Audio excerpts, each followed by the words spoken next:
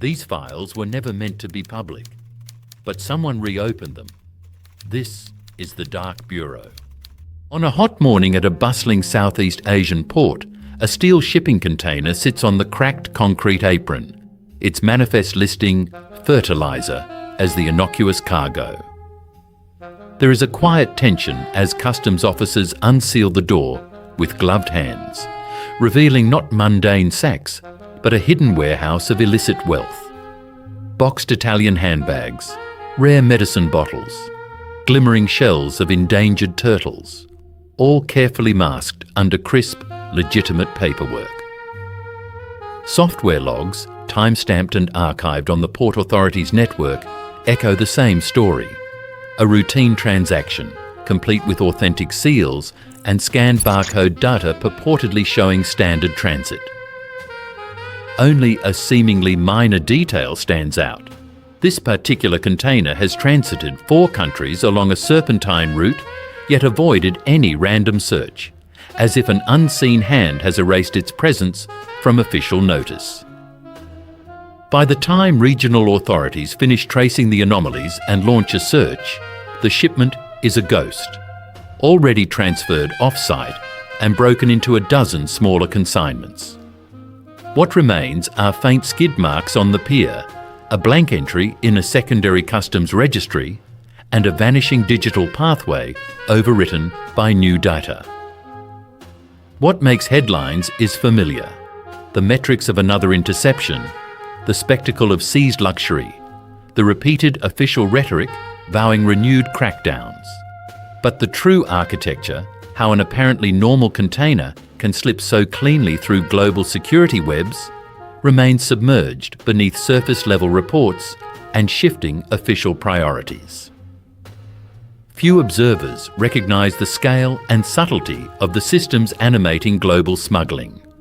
Modern shadow commerce pulses just beneath the legitimate shipping channels, winding along vectors first cut by merchants a millennium ago. The ancient Silk Roads, once arteries for porcelain and spices, now ferry an evolving inventory: knockoff luxury goods, trafficked species, clandestine chemicals, and data, all shifted with algorithmic efficiency. Syndicates take advantage of China's vast logistical infrastructure and international economic interdependence, plugging old border towns and thriving choke points, from the hyper-modern port of Guangzhou to the bustling free market zones in Mongla, into a hidden supply chain powered by both age-old human ingenuity and cutting-edge technology. Social networks like WeChat or Telegram host coded deals under a veneer of e-commerce, as digital traces dance just out of reach beneath ordinary transactions. This underworld both exploits and exposes vulnerabilities in the global order, creating real consequences in the form of lost tax revenue, ecological destruction, and rising pressure on law enforcement institutions. To follow the anatomy of a shipment that should never have existed or have vanished so seamlessly, one begins with an ordinary workday at Yantian, one of China's busiest maritime hubs. Cameras pan across neat rows of containers as port cranes operate with almost robotic rhythm, moving tons of cargo in orchestrated precision. But not all is what it seems. Within this choreography are micro-adjustments: a barcode swap on one container, a digital authorization inserted at the last minute, a driver's manifest quietly replaced. Each edit, invisible in isolation, becomes destructive in aggregate. Key bureaucrats, lubricated by 6-figure bribes that vanish into offshore accounts, look the other way. Routine procedures transform into rubber stamps, and the regulatory hurdles are rendered moot by a wink or a nod transmitted across administrative layers. In these moments, the port's immense throughput is not just a mask, but an active facilitator, allowing contraband to pass inside the ordinary current of commerce. Away from the sightlines of international shipping, network operatives coordinate the movement of illicit goods across the Pearl River Delta using a blend of old and new methods. A syndicate boss may trust in-person meetups, exchanging coded phrases in noisy tea shops, a layer of security proven more durable than electronic signals. But overlaying the human chain is a digital grid, covert chat rooms disguised as commercial sales forums, end-to-end encrypted conversations conducted by brokers shielded by disposable identities. Handovers are meticulously planned, with a trusted insider at every checkpoint. Each segment of the route is broken down so that no agent can see the whole. A customs inspector tampers with seals in exchange for cash. A logistics broker only knows the next shipping node. A digital administrator erases or tweaks records as needed. The hierarchy resembles a corporate structure more than a street gang, with functions distributed for resilience and deniability. To auditors, the paperwork matches the cargo. To those in the know, a second hidden ledger tells a very different story. What truly empowers the modern smuggling machine is software. Custom-designed logistics platforms housed in anonymous server rooms from Shunda to Bangkok. Here, a few keystrokes recalibrate the times, routing numbers, or partner companies associated with a shipment. A flagged container scheduled for high scrutiny can be digitally reassigned to a less rigorously inspected route, or its departure backdated to create alibi layers. Parallel to these logistics operations are sprawling black market bazaars, camouflaged behind innocuous-looking e-commerce pages. Buyers enter with invitations, conducting auctions in cryptic slang. High-grade counterfeit bags may be offered alongside pangolin scales or prescription narcotics. Cryptocurrency payments, split into fragments and washed through online payment processors, pretending to sell children's toys or health supplements, render the money trail all but useless to outsider investigation. Traditional methods, tracking serial numbers, following transaction logs, no longer work alone. Digital infrastructure is both the tool and the shield of the operation. The scale is sobering, with far-reaching economic and ecological consequences. The global trade in luxury counterfeits, just one slice, is now valued upwards of $50 billion a year, distorting fashion industries and erasing tax bases from Italy to New York. Wildlife trafficking threads through the same routes, pushing rhino, turtle and pangolin species closer to the edge. Synthetic drugs and grey market pharmaceuticals glut local economies, promoting public health crises and flooding law enforcement with new classes of crime. The syndicates make use of legitimate corporate forms, shipping firms registered in tax havens, shell companies established in free zones, and export facilitation platforms with licensed brokers.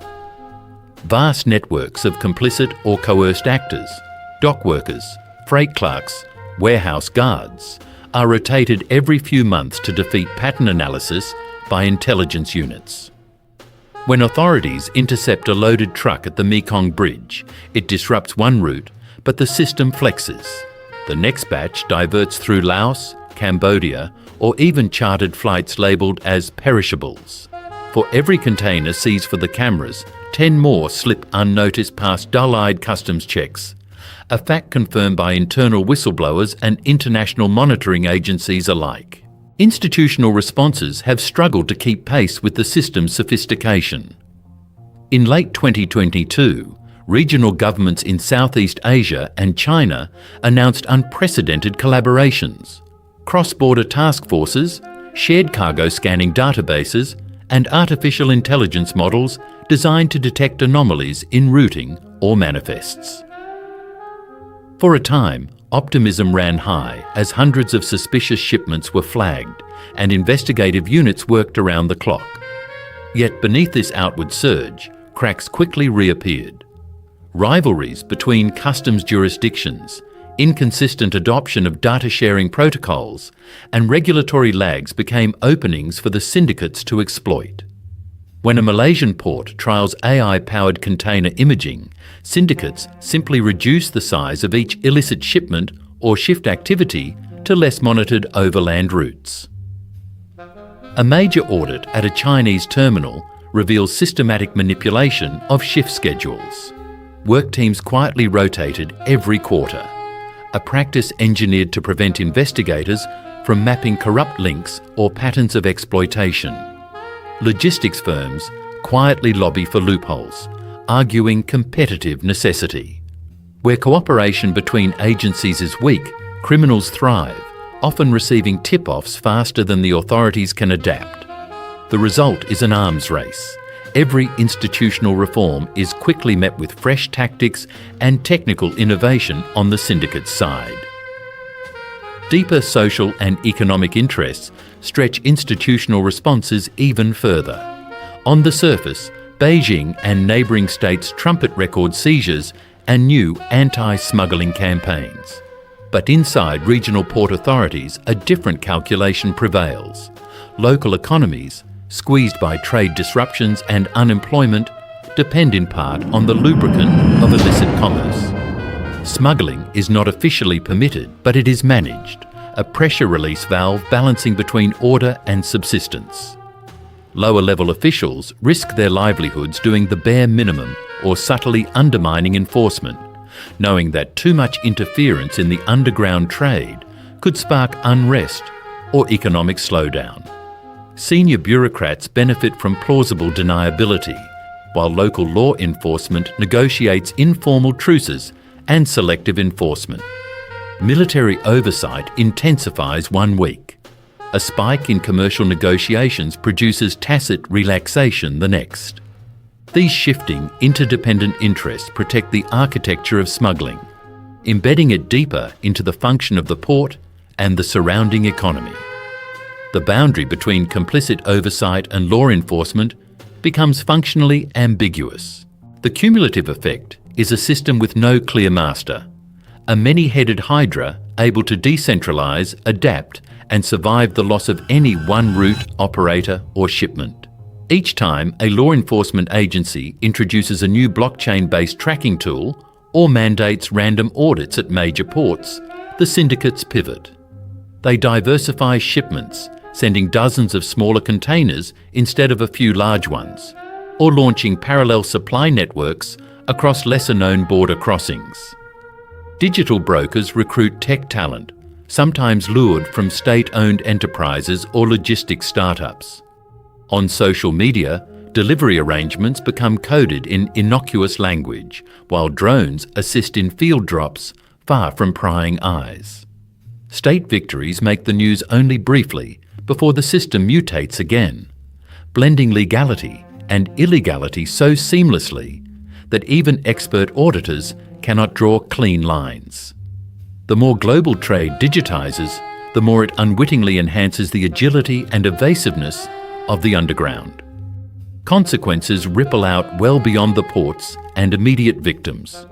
Populations of threatened species shrink in increments, imperilled by a combination of demand and impunity.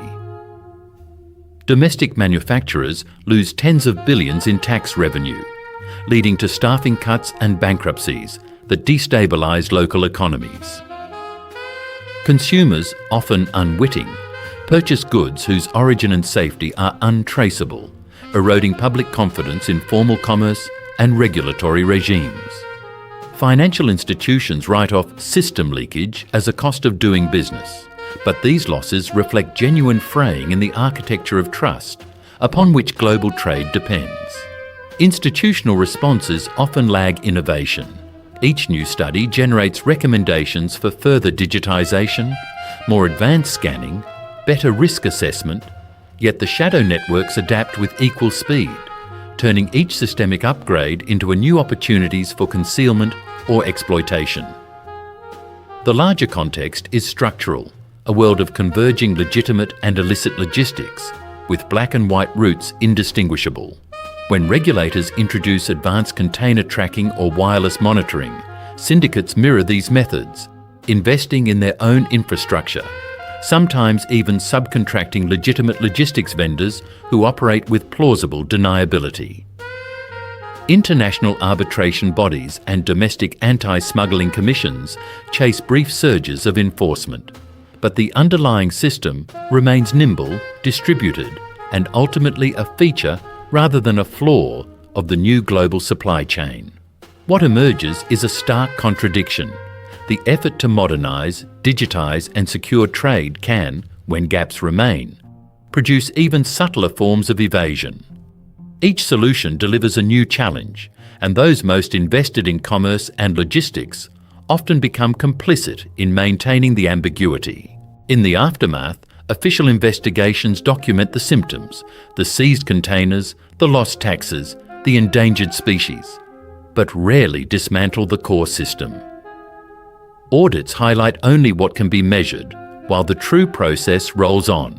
Each adaptation deepens the system's resilience and reach. Case files accumulate, ports install newer scanning tech, and courts issue heavier sentences to low-level actors. Yet the machine below the surface adapts quicker than law, and regulation alone can anticipate. The new Silk Road is less a single highway than an ever-shifting web, one that expands, contracts, and mutates around every intervention. For those fighting its reach, the challenge is fundamental. Every improvement in control only changes the shape of resistance. Far from an aberration, invisible logistics are now an integral part of the global marketplace.